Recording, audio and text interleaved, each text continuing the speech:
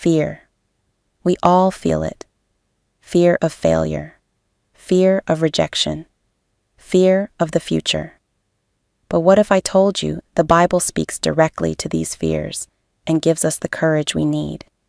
Stay with me, because in the next few minutes, we'll uncover God's answer to fear and how you can live in peace today.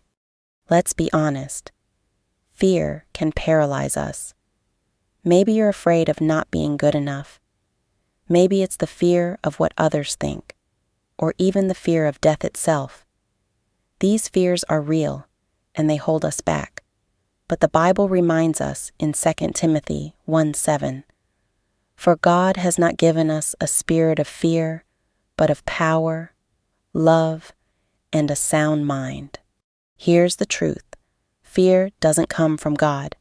Instead, He equips us with courage, love, and clear thinking. Over and over, God says, "Do not fear." In fact, the command shows up more than 300 times in Scripture. Think of Isaiah 41:10. "So do not fear, for I am with you. Do not be dismayed, for I am your God.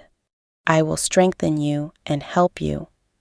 I will uphold you with my righteous right hand."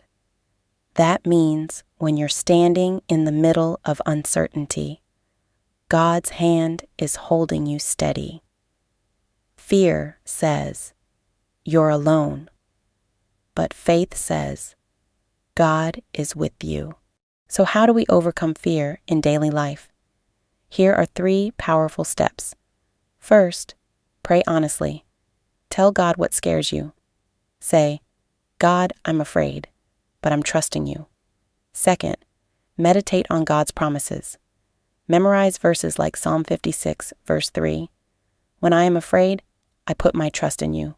Third, take small steps of faith. Fear loses its grip when you move forward anyway.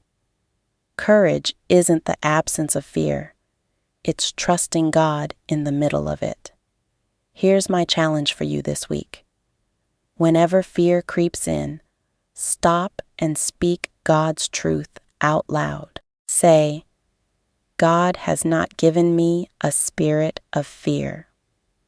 I will trust Him. You'll be amazed at how peace begins to replace your fear. This has been Miss Darnell with Bible Bytes.